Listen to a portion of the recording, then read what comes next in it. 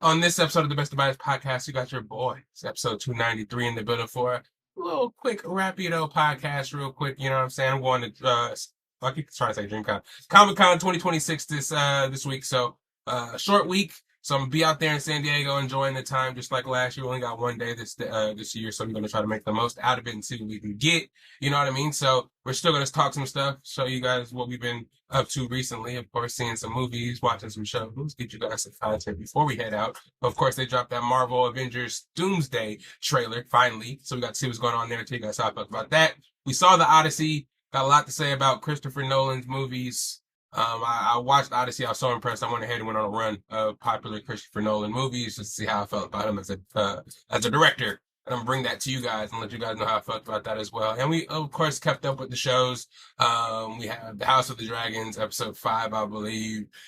X-Men 97, episode 6. So a lot of stuff to talk about. And I'm glad you guys are here today to hear it. You know what I'm saying? You know, I couldn't leave y'all another week gap as I go to these events. I got to give you guys a little something. And I'm freshly shaven and sweating just in time for you guys. So you know what it is. It's time for another episode of the Best of Bias Podcast. Again, it's episode 293, season 5. And I am Lydell Dinero. Where that theme song at? It's right here. You already know. It's the best of bias. You need the earful, you should try us. From pop culture to the movies to unite us. It's the best of bias. Your best of bias. Yeah, it's the best of bias.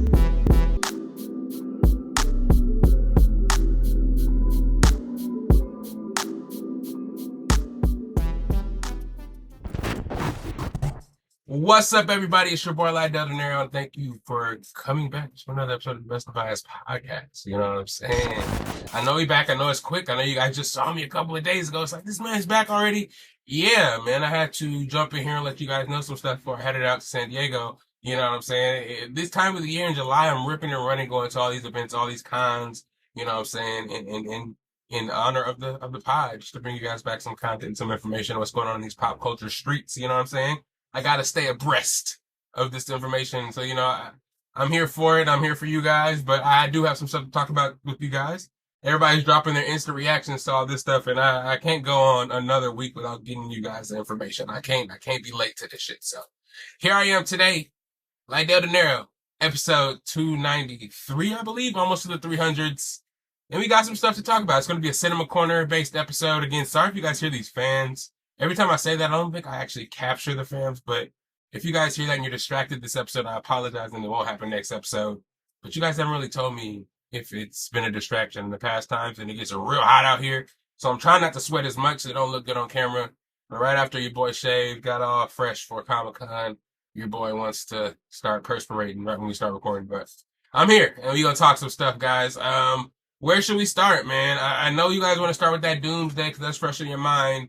But man, yeah, is that first on my list? Is that first one I'm talking about? Yeah, I guess it's Doomsday.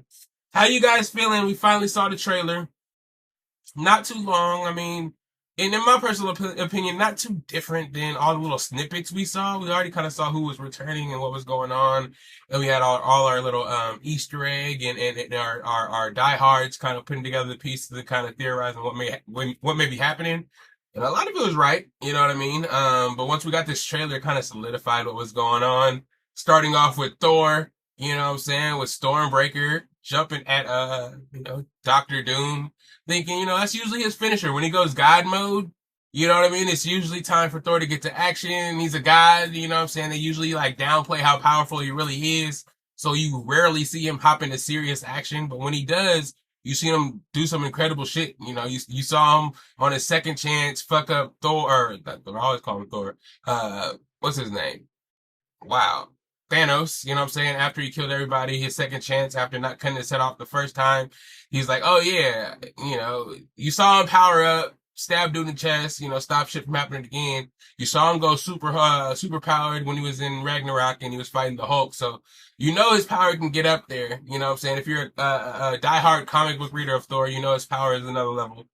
They kind of nerfed him and Hulk for the MCU and kind of made him a joke, but, they tried to, show his power and show how big bad he was in the beginning of Infinity War when he was taking on Thanos for the first time, got mixed up and everybody around him died. And they had to send him out of the ship, you know what I'm saying? My guy, him dog got murked off. Pause. And he got sent out back to wherever he got sent to. Um, yeah, it was bad. I kind of feel bad for him because in this trailer as well, the first thing we see is him getting maxed out again by the big bad of the series or the movie. It's like, stop doing my nigga Thor like that. Have somebody else get maxed out for once. You always got him getting maxed out and running for help, bro. Nah. Thor is better than that. You should be going to run to Thor to get help. But it is kind of cool to see all the cameos of the people we've been seeing. Rumored to be in the movie. You wanted to see how they connect the Fantastic Four, the new Avengers, the X-Men of the past that we saw. I will say what we saw of the X-Men, Rebecca Romaine. I don't know what they're doing with her fit. I don't. Maybe it was her choice to want to look like that, but that's not the Mystique I know. If anything, get Jennifer Lawrence back because that shit was trash.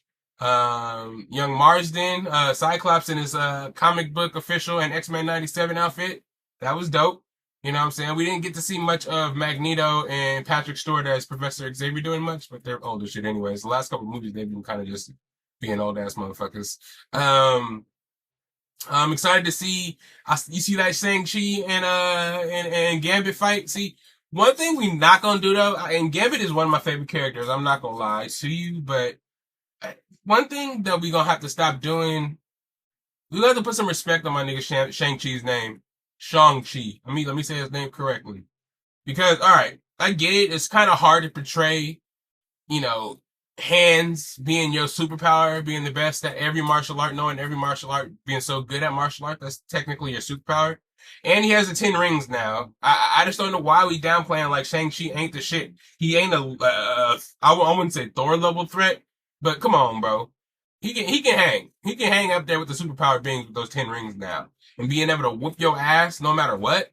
It's like, how do you think it feels to go into any fight knowing like I'm gonna whoop your ass no matter what? And my only thing is, how hard do I go? Do I stop and hold back enough not to kill you? Or am I just going to give you hands to embarrass you? Or am I just going to lose? Because there's no way that anybody is better than me at hand. Like, maybe he's at a stage where he doesn't realize it yet. Maybe he hasn't worked up to being that Shang-Chi from the comics. But I'm gonna have to. I've seen the reviews. I've seen the comments. Oh, the new Captain America Wilson is gonna have to figure out what he's gonna do with his new team. Or Thor is going to look around and you got Sam Wilson, you got a bunch of super soldiers, you got Shang-Chi, bro. Shang-Chi, I don't want to say he's on Doctor Strange's level of a threat either, but he's up there, bro. He's right underneath that. What you can expect Doctor Strange to do on the battlefield, hold his own, do what his job is to do. Shang-Chi's going to do that. He's going to do that, especially with the 10 rings. He got a fucking dragon now, motherfucker. He got the power of friendship with Aquafina. You know what I mean? Don't play Shang-Chi. I get it. Sam Wilson, he didn't take the serum, so he's really still trying to figure it out as a Captain America Falcon with vibranium Black Panther type shit. I guess. The new Avengers though, you do really just have a bunch of shooty people. I'm not gonna. Hey, Elena Belova. I like her. She's nice to look at. So I don't mind her being in the movie, but having U.S. Agent, Red Guardian, Bucky, all these dudes with super strength. I get it. I mean, it's not bad to have like super soldiers. I also get kind of frustrated when people say that too. It's like, oh, you got a whole bunch of people that are just got 2 guns and super soldiers, bruh. Super soldiers are pretty fucking rare. You ain't got hella people that have 6 times the body strength of regular people who are basically can move at superhuman rates and heights and jumps. And I think having those kind of powers is an advantage. I get it. This time, Dr. Doom is like a super magician and shit like that. But you don't really know Doom yet now to be like, oh, a bunch of super soldiers and Shang-Chi and Ant-Man who can turn giant and I feel like Doom at first, you're like, okay, I can work with this. After he uses his best move and he doesn't do shit to Doom, I get it, but I wouldn't automatically assume with these centuries going to be there. They got to have Doctor Strange. I don't know why Doctor Strange wouldn't be there. Spider-Man has to be there. And then you have Reed Richards' brain. Like you can't tell me if you're going into war with Tony Stark, you wouldn't be a little more confident. That's pretty much what Reed Richards is. He could be, but he ain't got a whole bunch of like weapons and guns and shit like that. Reed Richards is obviously Mr. Fantastic with his stretch and shit, but he can build weapons. I feel like just as good as Tony could. He's not a weapons expert, so don't let me take all Tony's credit away. But I think Reed is capable of making weapons. You have the Thing, who's not the Hulk, but he damn near has Hulk-like powers. You know, Sue Storm, invisible, yeah, but she could also make force fields. Johnny Storm, he can do fire shit. You know what Johnny Storm can do. Don't try to downplay it now because Doctor Doom is here. The X-Men that they're bringing, Gambit, we're going to see Channing Tatum. We're going to see what you can do.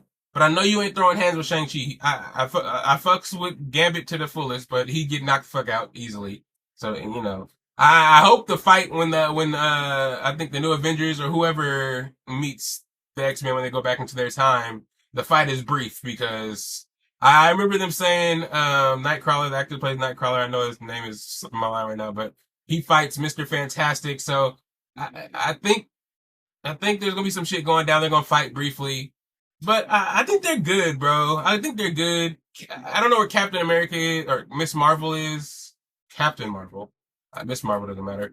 Proton's gonna be in this, we know. Is Vision still around? So I feel like we do have enough people to fight Doom, but I just feel like they didn't really do a good job of showing what's going on in the trailer. It kind of just showed us a little bit, just confirming that the people that we heard was going to be in the movie are actually in the movie, and proving that they're actually going to connect all these movies, Wakanda and the Atlanteans with Young Waterman. What's this guy's name? I forget. Why am I forgetting everybody's names right now? Young, you know what I'm talking about. Young Feathers on the Feet. That was in the last Black Panther 3. I don't know why his name is slipping my mind. Namor. Fuck. I got it. Namor. So we're gonna see a lot of people kind of try to, you know, I haven't read a lot of Fantastic Four comics, so I don't really know the length of Doctor Doom's powers. I know he's like one of the top magicians, magic users, and he's like one of the smartest people in Marvel, up there next to Wanda. So, you know, it's gonna be a hard fight for him. They got to show me some shit first, some feats. I know it's supposed to be Robert Downey Jr., but I doubt he actually takes the mask off more than once, just kind of leaving the intrigue of Doom and kind of like waiting to the first part. Is, you know, I think this is setting up Secret War, so I would like it if they waited till the end, have Robert Downey Jr. exposed that he's actually Robert Downey Jr., and everybody's all taken aback, and they're like, oh shit, we can't fight Robert, we can't fight Iron Man, you know what I mean? And they say that Iron Man, or Robert Downey Jr. as Doom said the N-word at least once in the movie. I don't know if I believe it, but okay. I would put it past them. Disney though, Marvel, saying the N-word, that would be a little stretch, but what do you guys think about the trailer, man? I'm excited for it, man. I'm not going to rush out to buy my ticket for a November movie. I think my movie theater out here does me justice, and there's always available seats for when I want to go. I'll sit in the handicap seats if I have to. But yeah, man, it looks cool, but me personally, I don't think the trailer did much for me to get me super more excited. I'm still kind of waiting to see kind of what the storyline is about, how they're going to go with it. You know, are they stealing the babies? Are they looking for Nathan Richards? Are they going to steal Captain America's baby? Is Captain America a real Captain America in this? I'm talking about, you know, Chris Evans, old Cap. You know what I'm saying? Is it Hydra Cap that's going to be in it? So I'm grabbing Millionaire.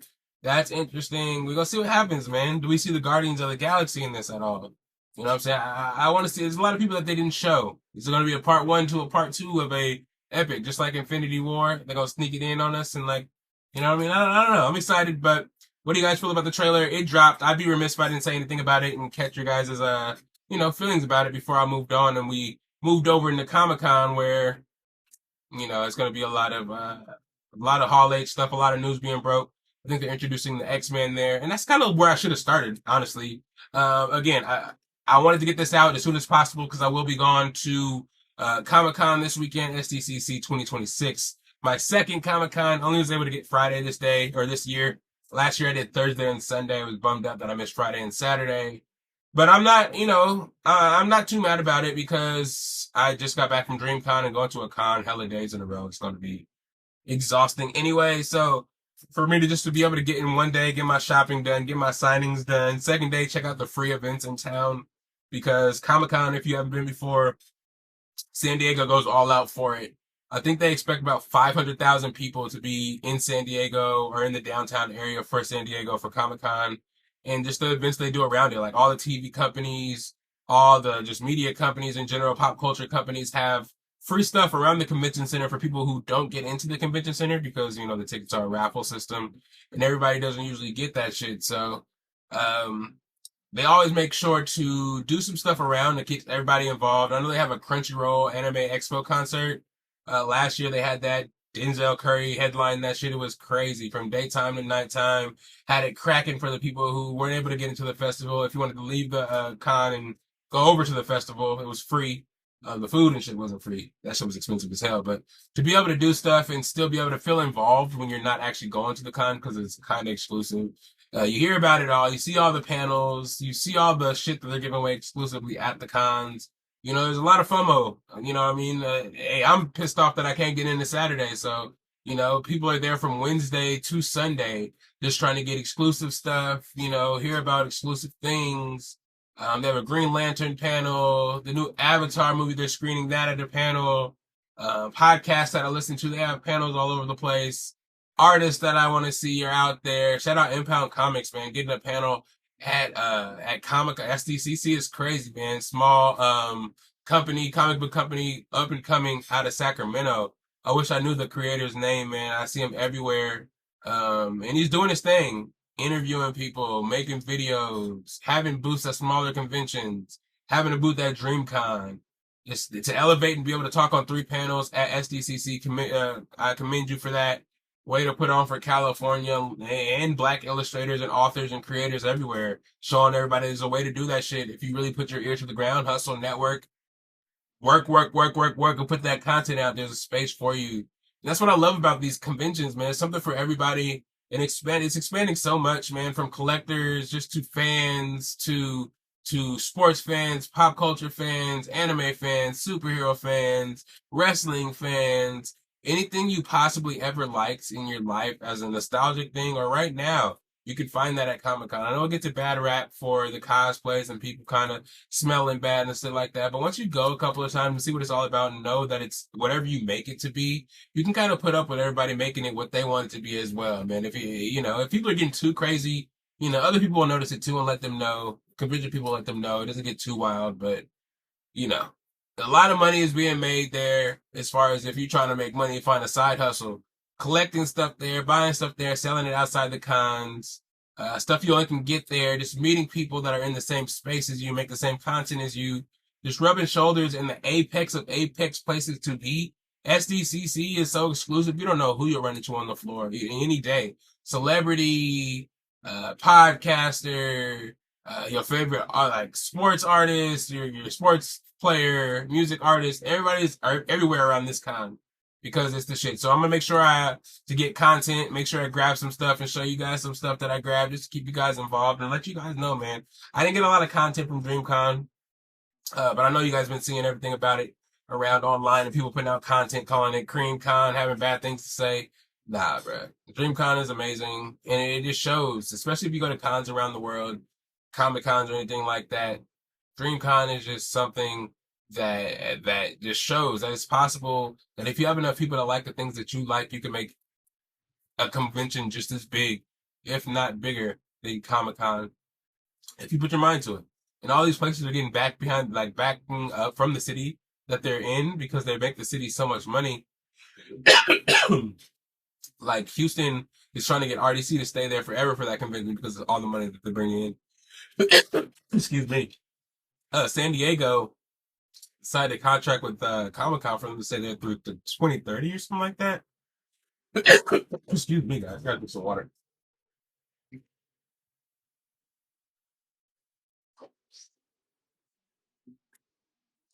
But yeah, it shows, man. If you give back to the community and you keep it positive, keep everything going like it's supposed to go, keep the interests of the people in mind.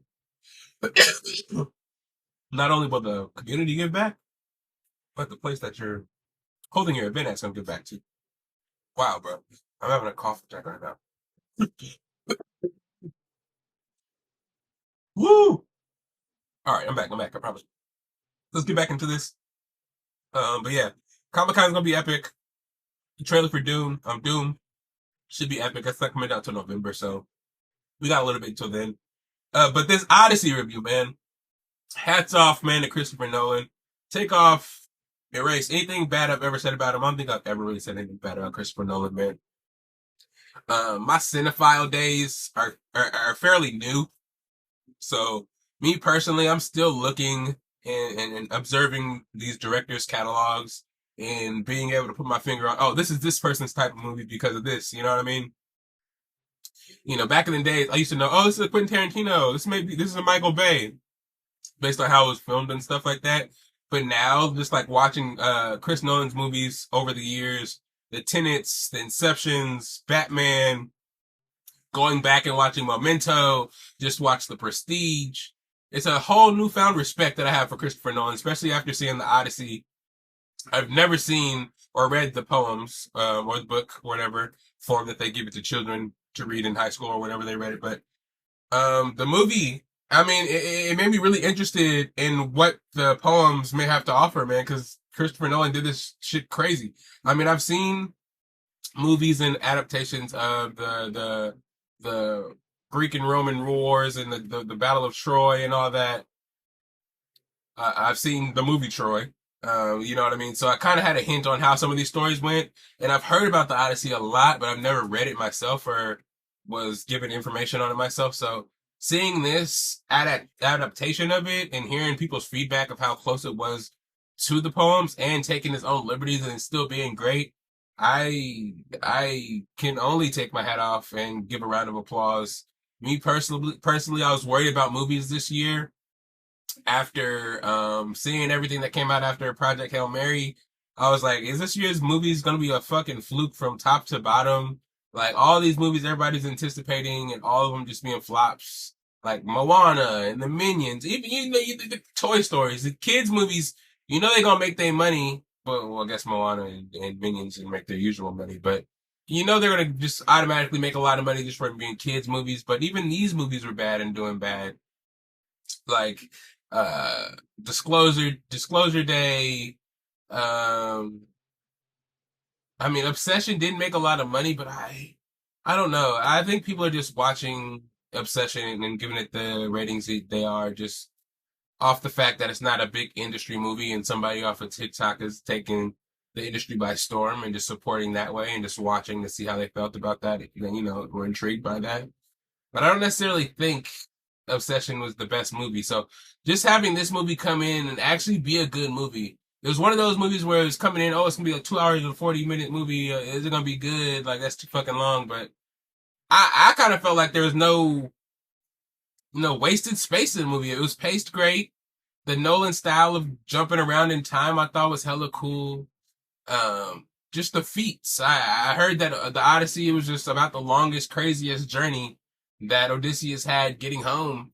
And shit, from the start of the movie, I mean, it jumped into the action of the kind of war, and kind of just jumped us all over the place.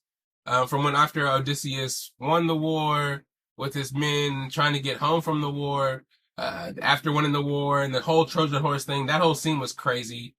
We're used to seeing that Trojan horse being rolled on all fours, being rolled into Troy, and everybody just dipping out, and them opening up the horse and taking over and shit.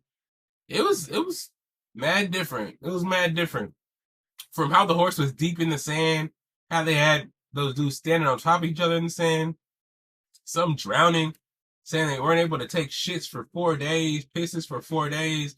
That's a realistic view of that shit, man. Like, being inside that horse, hot as fuck some days, like, hell, people probably died. You know, there's probably people just in that bottom of that horse that never came out.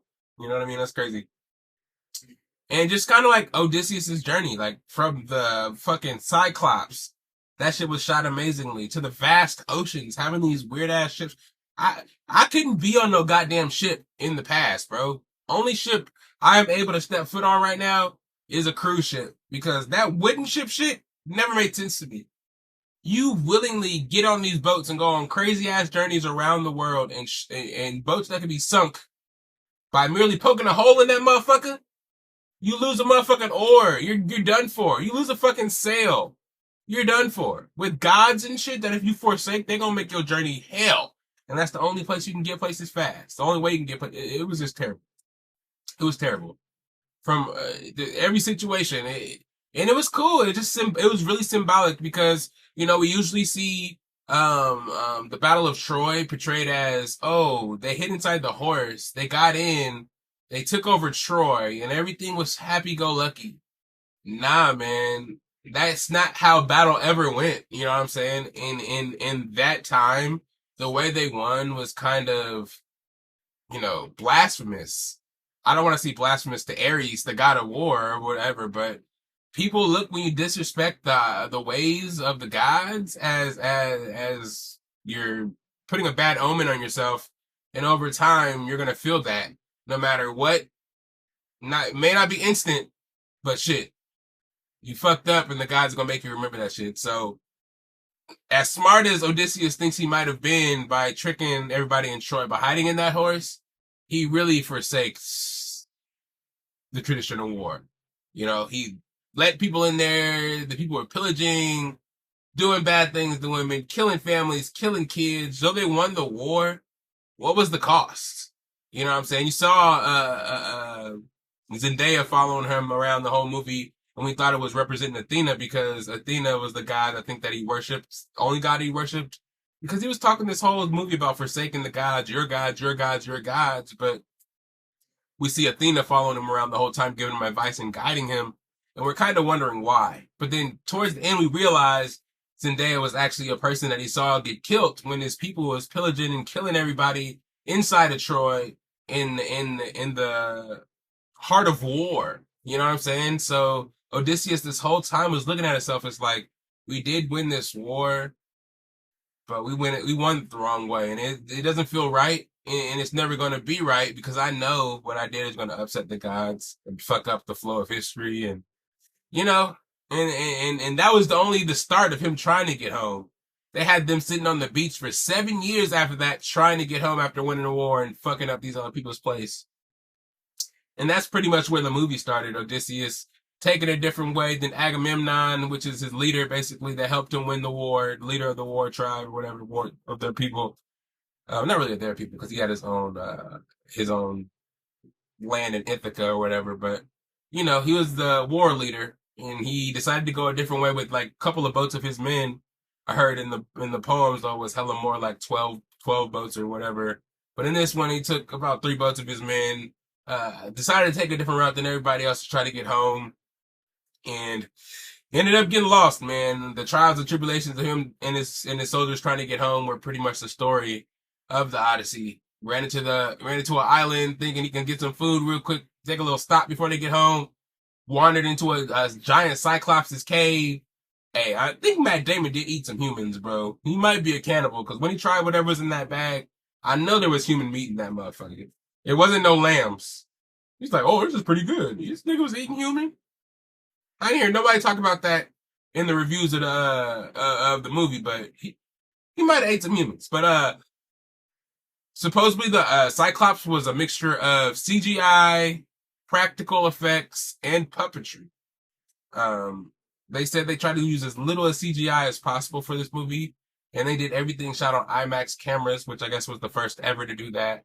And if you've seen the movie, god damn, the landscapes that they used are on set wherever they were, whatever oceans they were in, they was motherfucking, they you had a little boat in the middle, and they shot so much ocean with the sun coming through the background. That shit was it was brilliant.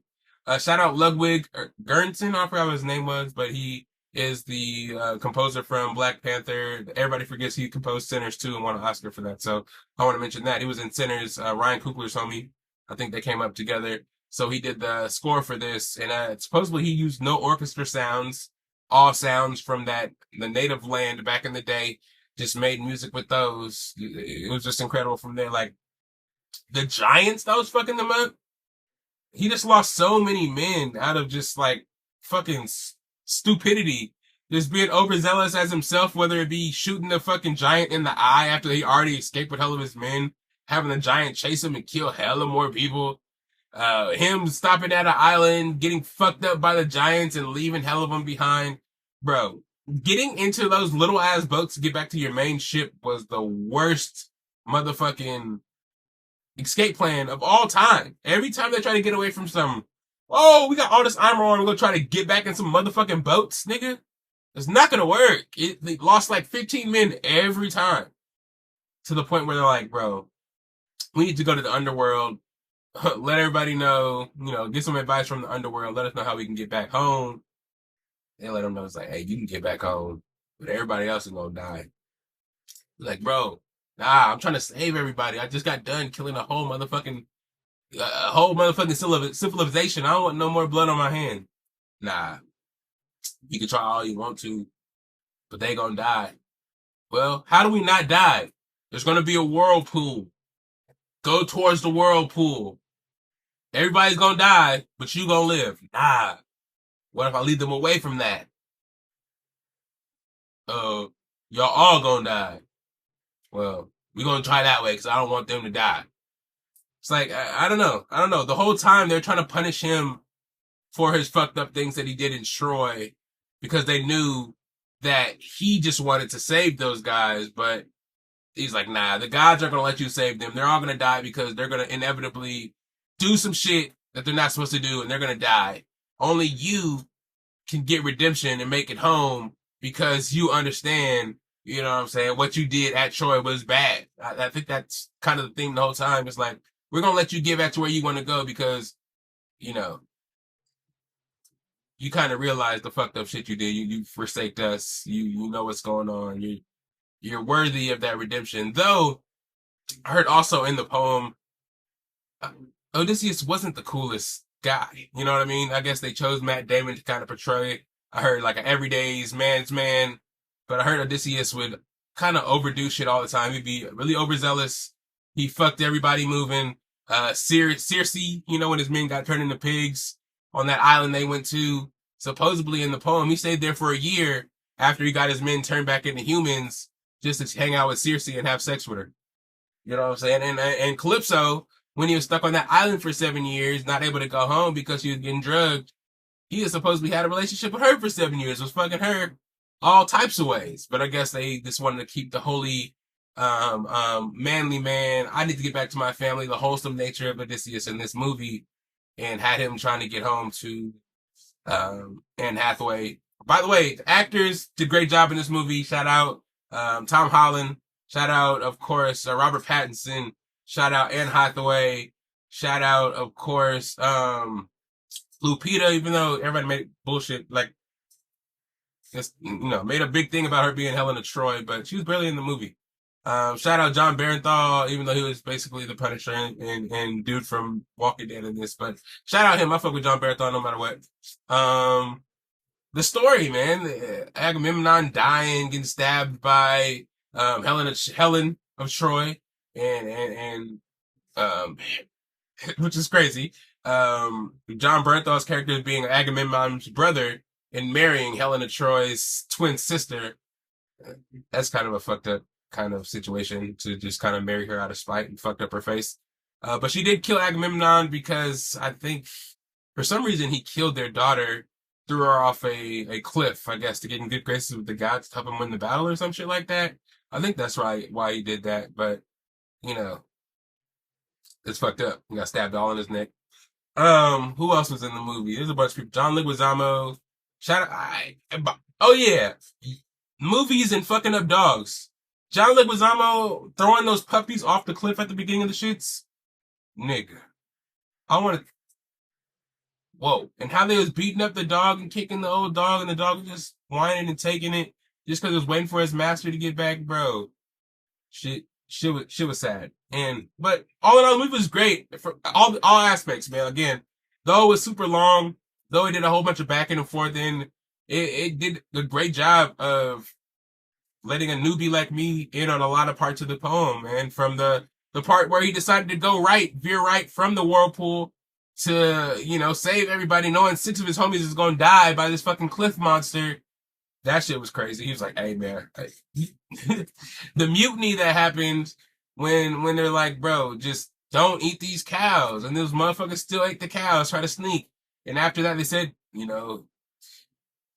was like, "Oh yeah, Apollo. There's plenty of food here. Apollo won't know." He was like, "But Zeus watches these seas." And right when they touched that ocean, that shit broke. Hella more people died. Shit was crazy. But Tom Holland, we gonna need you to grow up a little bit in these movies, bro. We need you to stop playing the unassuming kid who's trying to grow up on the screen and become Spider-Man, essentially. I know he didn't become Spider-Man in this one, but he had to learn how to fight to stick up for himself, to protect his mom and shit like that, even though he's still about to get maxed out by motherfucking Dr. Dre and Batman. What the fuck, man? Learn how to fight somebody. Stop being tough, bro. Niggas telling you to shut up and beating up people. How they gonna treat the beggars better than they treat the prince of the castle? You're supposed to respect Zeus' law. The whole movie was about Zeus' law. Treat people how you want to be treated. But how come the prince gets no respect in his own castle just because the king's not there? I ain't seen that shit in no other motherfucking shows or movies around that time. You know what I'm saying? You're supposed to respect the king's son. You know what I'm saying? And even if you did, you ain't gonna be able to beat up or touch the king's son just because the king wasn't there. The queen, talk your shit, make shit happen, make shit pop. Security in the castle, make shit pop. These suitors, fuck these suitors, bro. I mean, you've treated them nice by letting them in your castle and letting them eat your food and drink your shit. But them beating up your son, that deserves an ass whooping, a little stabby stab, and a little tribby chab. I know you scared, not trying to beef with they fucking families because they rich people. But fuck them. They beating up the prince of the fucking castle. They can't do that shit unless they want hands. But I feel it. Ending was really cool. When Matt Damon comes back and shows everybody, kind of reveals that he is Odysseus by stringing the bow, shooting him through the little arrow, the little trial, and getting busy. You know what I'm saying? This movie had everything. Action, the thriller, suspense. It was a clinic. Anne Hathaway put on an acting clinic. Robert Pattinson, he could be the hero. He can be the villain. We don't have to talk about him, man. He's probably the one of the ones, man, taking over after the Leos and the Brad Pitts and the...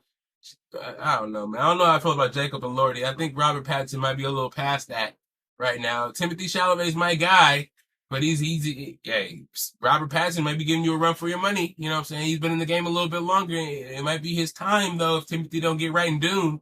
You feel me? So, it's a great movie, bro. It's kind of hard for me to find anything bad to say about it. I mean, I fucks with Travis Scott, but having him be the first thing we see, it's kind of weird.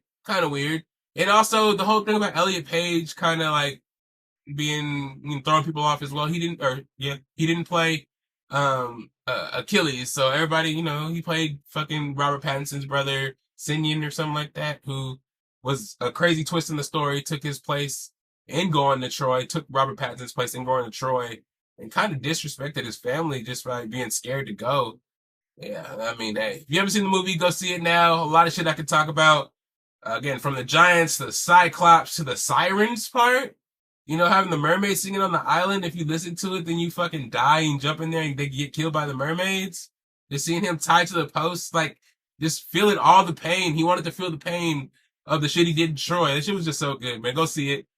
Make an interpretation for yourself. But again, I just wanted to get that Doomsday trailer information and Odyssey information out mostly for the pod, but we got a couple more things. House of Dragons episode 5. This episode was kind of blah to me. Not really much happened after, the ending of last episode when Damon put that head on the table, kind of, saying that was the writer of Sheep Stealer, blah, blah, blah, that got Jace killed. Nothing really happened this episode. I think mostly all that happened this episode is what happened? We found out that Aemon is still alive and well, murking people when they come up to kill him. There's a bounty on his head, saying that, promising people that they'll get a house and a castle if they kill Aemon and bring the head of Aemon back to Rhaenyra. that shit ain't really happening. That witch, for some reason, is helping her out, just like they helped Damon out. I don't know why that is. What else is kind of happening? We see Ormond further tormenting Darian, kind of trying to help him get an attitude that being victorious and being braggadocious at victory is a good thing. Don't be scared to win, but at the same time, scaring the shit out of him. Ormond's a weird ass motherfucker, bro. I don't know what his intentions actually are. Again, I kind of just feel like for some reason, I don't know. It doesn't make sense. It doesn't make sense. But I feel like Allison and him have some kind of relationship. I know it couldn't be his child because he wouldn't have that dragon blood in him. He wouldn't be able to control the dragon if he wasn't a Targaryen. So it couldn't be Orlan's son per se. But I don't know, man. This race to the throne thing is going to get so confusing because, of course, Aegon is still alive doing who knows what. Basically, I don't know if his dragon's really dead or not, but he somehow is going to get found out to still be alive. His homie got found, one that we thought died on the ship. He came back and is still alive. So as Aegon gets more allies, I don't know, he might be ready to make his triumphant return. He wants to kill his brother, but I don't feel like he's going to do nothing to Aemond. I think once they meet, once they see each other, it's going to be like, oh, these two are still alive. Rhaenyra's not really queen. Yeah, I don't know. I think they're setting up a whole bunch of ways for that to happen because Helena, I think her name is Helia or whatever, the daughter that's locked up with, not the daughter, but Aegon's wife that's locked up with Alicent. She's pregnant. And if it's Aegon's son, that's the person that's next in line for the throne. And they're trying to protect that child at all costs if it's a son, just so they can potentially take over the throne when it's time. But Alicent's trying to help her escape at all means because if Rhaenyra finds out that she's pregnant, she's going to try to take the baby out of fear of it actually being a boy. And then she would either try to adopt the baby for herself or kill the baby. And that's not good, of course. But then at the same time, Darian is preparing to come out as, oh, I'm not dead, and I am the brother of Aegon, so I should be the rightful heir of the throne as well. But then at the same time, Aegon and Aemon aren't dead. So what the fuck is going to happen? While Rhaenyra is kind of just broke and chilling, not knowing what the fuck to do, because she doesn't want to look stupid to her villagers, but at the same time, Ormond is hiding amongst the villagers and killing off the Golden Watch, writing shit on the walls, kind of egging Rhaenyra on to just kind of say fuck it and burn everybody in the cities, which is gonna make her look like a bad queen, and then they're probably gonna try to have Darian rise up out of nowhere. But at the same time, you have Helena who's pregnant, who's about to have a child, who is kind of excuse me. It's kind of dim-witted herself, but also actually like a prophet at the same time. I don't know how. Daemon and Aemon have seen her in their dreams while they're at the castle. So I don't know if she's some kind of witch as well. But they also mentioned, and everybody's talking about the caterpillar that was eating Nightshade, and Nightshade being poisonous.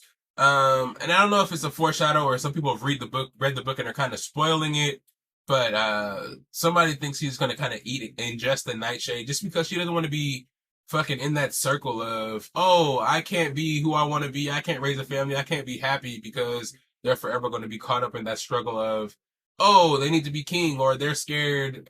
People are scared of that person being king and trying to kill me or kill the child, or me having to fight for power, or having to be this person who has to want the power because I'm entitled to it, or she's entitled to it, my son's entitled to it. It's a whole bunch of bullshit. I get it. I get tired of it too, especially with somebody like Helena who just wants to go outside and fucking look at the sun or look at the moon. And they're like, nah, go look at the moon out the window. You ain't going outside. Can't do shit. You gotta stay in this room. You're a prisoner. It kind of sucks. I get it. And then Corlys, his children are just trying to show Rhaenyra that they can be helpful, and them being around is not a bad thing. But haters gonna hate. They just mad. Rhaenyra don't like Daemon's daughter for Jace's situation, and everybody, she thinks Corlys is putting people up writing bastard shit on the wall. She got told off by Corlys, so she's looking at his sons like, like they real bastards right now. So it's kind of all mixed up, and they're kind of dragging it, man. I want to see more of, what happens to Aemond, what happens to Aegon as they get back to the war. You know what I mean? Where's Vhagar at? Sir Christian, or whatever his name is, he had a cool little scene where he was marching his army, because they're in this shit fucking nowhere, just trying to trying to fucking survive while there's dragons flying around fighting for Alicent and people who don't even really got a king. Aemon's, I don't know where he's at, so they're out here walking around aimlessly fighting a war for who they don't know who. And at this point, Sir Christian's like, fuck, I'd rather die treading through this shit and just walking around than go back to a place or go somewhere and be a servant for somebody else, or switch sides and be a servant for the other side. Because that's really all he's been doing. He liked Rhaenyra at the beginning. He got shunned off by her. Started fucking with Alicent. Alicent kind of told him to fuck off too. Now he's just kind of in the middle of this war fighting for two ladies who don't really give a fuck about him anyways. And if he was to go anywhere, he would never be able to live for himself. He would have to be a servant of somebody else. So he's like, fuck it, I'm gonna die out here type shit. If I get burnt by a dragon, I get burnt by a dragon. If I catch a disease out here, I catch a disease. You know what I'm saying? If my horses die and I would die out here walking through the forest, fuck it. But everybody else don't want to live like that. You know what I'm saying? So there's a bunch of turmoil everywhere. Rhaenyra don't know what Daemon's intentions are. We still don't know what Daemon's intentions are. You see him vulnerable right now, not being able to pay his soldiers and people looking down on him. Him not being in charge, he's kind of getting insecure. But who knows, man? I think it's time for Rhaenyra to make a flip. She's kind of been down and getting tricked and fucked over the last 4 or 5 episodes. So she is due for a win. Hopefully in the next episode, something pops off for her. This episode, was kind of boring. One of my least favorite of the series, so that's not really much to talk about on this one. X-Men 97. To end it off, we had a new episode this week. It kind of was a continuation of, the past episode. Last episode was that weird ass Weapon X one. Kind of like an off story. But this one was after, Magneto just died. All the X-Men came back from the past. They went to the past, came back to the present. And they're met by X Factor. Professor X is just really sad about Magneto. It's kind of weird, actually. It's kind of weird. He's saying some weird shit, like he was in love with him. He's like, only if you were here, I could feel your presence again. Like, I knew they were like frenemies and shit like that, but they put a lot of sauce on it. It's kind of weird. But this episode, Professor X is sad about Magneto sacrificing himself to try to stop Doomsday, Abakanur, whatever his name was. But yeah, he's playing the scenario over and over in the escape room or the danger room to, try to figure out what he could have done to save Magneto in that instance. And, in the episode, we saw Polaris get kicked out of X Factor. Polaris being a daughter of Magneto, they kind of shifted kind of the onus of Magneto's kind of place in the X-Men. They kind of put it all on Polaris. And it kind of was like, oh, we expect you to be as evil as your father because Polaris, Magneto's your father, and he was evil. And then losing control of his powers, that's something expected out of you. So we're going to kick you out of X Factor because X Factor is kind of like working with the government and has X-Men less in their mind than helping the government make, they're kind of like how Iron Man and them were in Civil War. You know what I'm saying? We're gonna be able to do our things as Avengers, but we're gonna take contracts from the government and not really ask government questions about the shit that we're doing. We're just gonna answer their whim at any beck and call type shit. X Factor was kind of like that. And the X-Men kind of have opposing ideals. They're like, we're going to stand up for X-Men more than we are for the government. If we have to do shit, the government doesn't like for us to move forward our mutant agenda, we're going to do that. And X Factor was kind of against that, even though they had X-Men or mutants in X Factor. So, of course, Polaris was like, fuck that, I'm going back to Professor Xavier. But Professor Xavier is broken right now. And can't really, accept Polaris back like he really wants to because he's a broken man after Magneto died. And yeah, you know what I'm saying? So, eventually, in this episode, it was kind of weird. The Danger Room kind of gained a mind of his own, became AI, became Smart House, became Eagle Eye. And he showed, name it. AI gets too smart, takes over, and just becomes bad guy. All the new X-Men and Polaris and Bishop are with the new students, kind of getting them ready to be ingratiated as X-Men and get the Danger Room popping. The Danger Room takes a mind of its own and just becomes a sentient robot and starts fighting all the X-Men, and they can't really escape from the Danger Room. And basically the whole episode is basically Polaris coming to grips with herself, learning that she's more than her father. It kind of threw in the whole AI thing. AI, don't give it too much power because then it gains a mind of its own, becomes Voltron in a sense. And throughout the whole episode, we just have Bishop and Polaris fighting pretty much this AI Danger. It was cool. But ultimately, the best part of the episode was at the end when they're like, oh, all this shit was all put together by Apocalypse. He's getting stronger. And it shows Apocalypse reviving Gambit as one of his horsemen. I don't know which horseman he actually is. Might be Deadline. I'm not too sure. I didn't read the comic that much, but he was, I think in X-Men 97, he was one of the horsemen as well, if I'm not mistaken. The old one. But yeah, Apocalypse revives him, and we're getting Gambit back. So that surprise better bring us back on track, because these last couple episodes were fillers. I know you don't want to admit it, but these were filler episodes, man.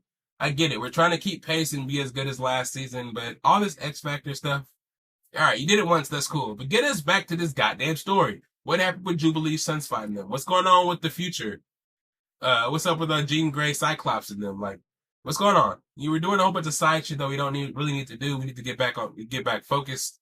The Gambit thing, that's cool for us to not make it like, oh, that was a bum ass episode, but come on now. Smart House. You did us the AI motherfucking Danger Room, dog. That shit was kind of ass. I ain't gonna lie. I fucks with Bishop's powers. I fuck with Polaris, but that was kind of ass. But yeah, that's it, y'all. Just a bunch of cinema corners, a bunch of me yapping, of course. I just wanted to get out that Doomsday trailer and that Odyssey review for y'all. You know, not take up too much of your time, but I hope you guys have a good weekend when you guys listen to this podcast. Hopefully I got it out to you guys in time. And it wasn't hella late, but I just wanted to get those thoughts out before that information got too old. But of course, if you want to watch anything got to do with me or the podcast, SAC_Lydell is my Instagram. Patrick_Lydell is the Snapchat. I don't be posting on there, so I don't even know why I tell you guys about that. But on the Instagram for Best of Bias is Best of Bias Podcast. Best of Bias on Instagram. Best of Bias, of course, on TikTok as well. And on YouTube is Best of Bias as well. Anywhere you see Growly, you know, you see your boy's face. 200 plus videos on YouTube. Thanks to AKA. Thank you, AKA, for making me look good all the goddamn time and putting these videos up in a timely manner to get the people to see my face, hear my face, and do some other shit to my face. Pause. Hey. Yeah. You know what I'm saying? Like, subscribe, hit that bell so you don't miss any of the new podcasts, any new gaming content. I got some new gaming videos dropping real soon. With some good freestyles on there. I freestyle while I game. Some shit. I do some shit, you know what I'm saying? Plenty more content coming. I'm going to Comic-Con, so look out for the videos on the Instagram page. Stay tapped in, like, subscribe on there too, so you can get all the stories. The stories tell you what I'm going to be talking about in the pods and shit like that. So don't miss out on any of the Best of Bias content. Plenty of shit to come. And join the family, man. Get involved. Let me know if you want to be a part of the podcast. We got a lot of spots that we're trying to fill. Different shows, different topics we want to talk about. We're going to have guests on the pod. So plenty of stuff, plenty of time, plenty of pods coming. But it's your boy, Lydell Dinero. It's episode 293 of the books, season 5. Sorry about my stuffed up nose and me coughing all episode, but maybe it's the fan. I don't know. But I love y'all. Y'all have a good weekend. And hey, where that theme song at? It's right here. Yeah. Top 5 thus far, y'all niggas subpar. I'm Tiger Woods with the flow, y'all Tiger driving cars. Oops, that's too soon, live from the bedroom. I'll take her down, boom, boom. So it's boom, boom, room. Get it, it's for life. Plumbing now, I'm laying pipe, no digger free, it's on after sight. Acting right is recommended, spending time gets so expensive, especially when you acting different.